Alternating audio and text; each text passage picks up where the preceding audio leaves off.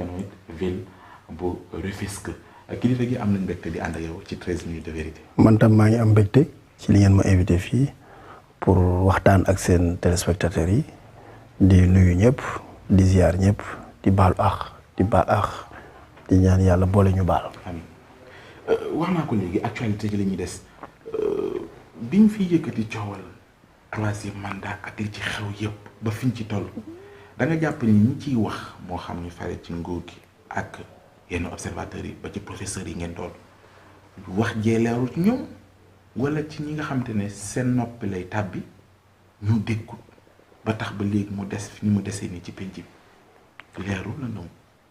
tontu boobu am na solo waaye dama cee tontu bu bëggatoo ci tontu. lan nga jàpp ni moo tax ba léegi muy ñëwaat ci déggin wala ci ñi koy dégg wala. non am jafe-jafe ci déggin wi. non xam nga loolu dañ ciy waxaat ci. président de la république am na lu mu ci wax.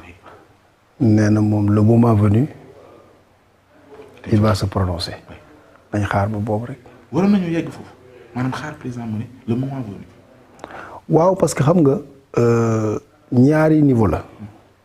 benn bi mooy ku nekk da nga ciy wax sa xalaat waaye nag xalaatul ndeyu mbi gi am na solo moo tax dañ xaar rek moom lu mu tontu. foofu lañ koy teg donte lu ne ñu ngi koy wax dégg naa koo xamante ne mën nañu ne suñu papa la ci liggéey bi di Madiambal Diagne surtout maa ngi koy liir tey. muy wax ni tabula rasa la bu ñuy sukkandiku ci référendum bi amoon en 2016 que ni constitution bu bees ailleurs ku mel ni professeur Ngouda Mboup xëy na du ñàkk mu lay bàyyee xel moom mu ne non révision la ñuy wax. ci ñaar yooyu lan la ñuy wax ci parce que moom mu ngi wax ni décompte bi moom Madiambal Diagne ci mandat bi président mu ngi soog a tàmbali premier mandat bu 5 ans. donc ci constitution bu bees ci référendum 2016 kee mu ne de constitution bu bees mais révision la. lan la ci. dama cee tontu ba bëggatuma cee tontu fi mu nekk nii. nañ xaar ba le moment venu ñu waxaat ci. mais bëggoon naa xam nga rappeler parce que yaa ma ko gën a xam xëy na dañuy fàtte. tey dama bëggoon ñu waxtaan ci Tëngéej. réew mi fa la toll. dinañ ci ñëw waaye réew mi fi mu nekk nii mi ngi toll ci dans 39 jours. élection territoriale la ñuy def enjeu bi fi mu nekk nii élection territoriale yi la. mais boo ñu fàttalee rek ñu. léegi nag xaal suñu paree nag élection territoriale yi après nag ñu jëm ci. législative élection législative suñu paree ci élection législative yi. présidentielle su boobaa nag ñu wax ci wax ji. fii ak boobu di nga bàyyi ñu tenir en haleine le pays ci waaw di ko te nee na. non xam nga man liggéey non xam nga man loolu. lu tax bu ma di ci tontuwaat di ci tontu yooyu. lu ma ci wax mooy indi coow. waaw te man fi mu nekk nii bugguma coow. benn en principe rek indi coow.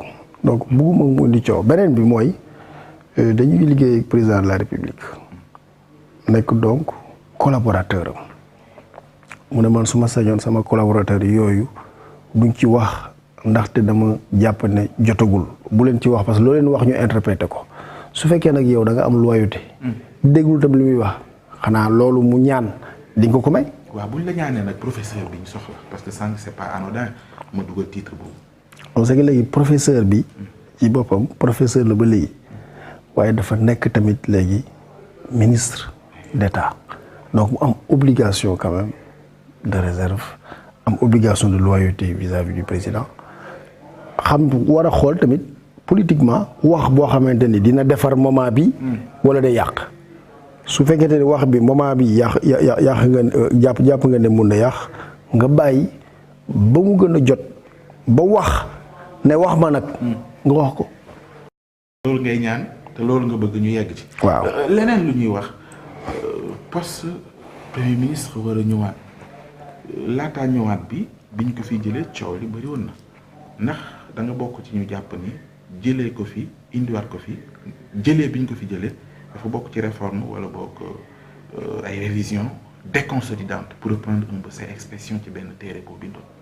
en fait soo jëlee Sénégal fii régime présidentiel moo fi nekk régime présidentiel dafa am ñaari élément wala ñett yu koy caractériser premier élément bi président élu au suffrage universel direct l'élu du peuple député yi soo dañ leen di fal ci ay circonscription président l'élu du peuple donc dafa am benn légitimité du suffrage universel.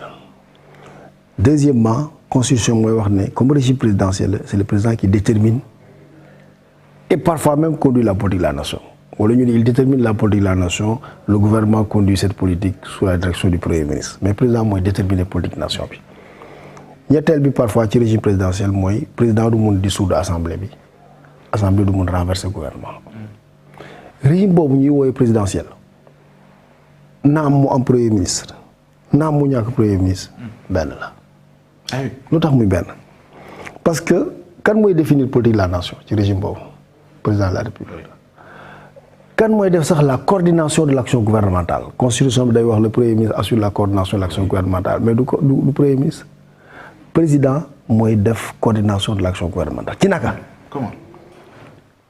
fi ñuy defee par définition et par excellence la coordination de l'action gouvernementale conseil des ministres la ministres yëpp toog ñu coordonné dossier bi foo ci tollu yow defal exposé wax ñu lu xew sa ministère président joxe orientation def ay communication def suivi évaluation xam fu leen toll conseil des ministres la. Oui.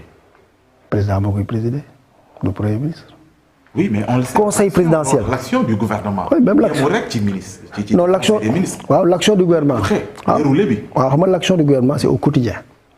Le conseil des ministres xam nga au quotidien la. Donc l'action au quotidien. Le conseil des ministres xam nga hebdomadaire la. Donc li ngeen di def pendant les 7 jours.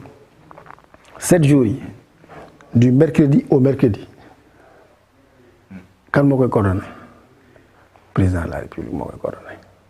Après xam fan la ñuy coordonné waat conseil présidentiel mooy lan mooy gouvernement bi da ci bokk waaye day am yeneen secteur yoo xamante ni domaine boobu ñuy liggéey wala secteur boobu sur l'électricité sur le transport comme mardi prochain sur le secteur des hydrocarbures ku koy présider.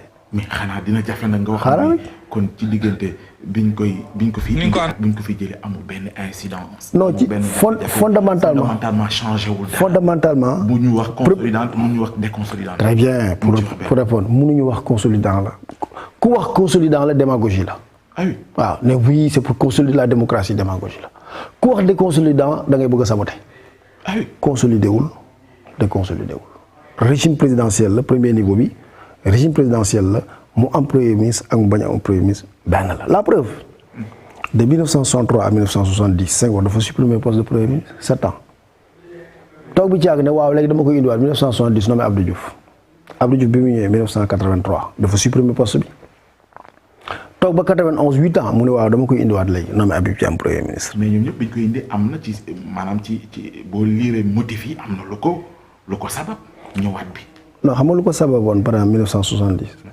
Senghor dafa ne dafa seetlu ne régime présidentiel bi dafa taxoon mu amoon benn concentration des pouvoirs au niveau du président te nit ñi dañuy daw seen responsabilité ku war a def lenn da nga naan déet président la mu ngi ko tudd woon à l'époque le ponce-pilatisme mu ne nag pour mettre fin au ponce-pilatisme déconcentrer le pouvoir exécutif déconcentrer la wax de déconcentrer seulement le pouvoir exécutif mais tamit def benn réforme de l'administration parce que à l'époque ci lañu créé les communautés rurales def yooyu mu ne dañuy créer poste premier ministre mais loolu moo nekkoon ci motif mais la réalité mooy Senghor dafa bëggoon jox pouvoir bi à l'époque à la nouvelle génération Abdou Diouf bi mu ñëwee moom tamit dafa am ay motif parce que dafa ñëw ñu ne kii amul légitimité Senghor moo ko jox pouvoir bi daf ko hérité waaw baron yi ñoo yor pouvoir bi waa ji moom attanul affaire yi mu bëgg wane nag ne moo yor pouvoir bi moo yor léegi yi moom rek mooy chef bi mu supprimer ko bi mu demee ba régler loolu dafa indiwaat poste bi donc dama doon wax ne en réalité fondamentalement après nag mën nañu évoluer ci analyse bi mais fondamentalement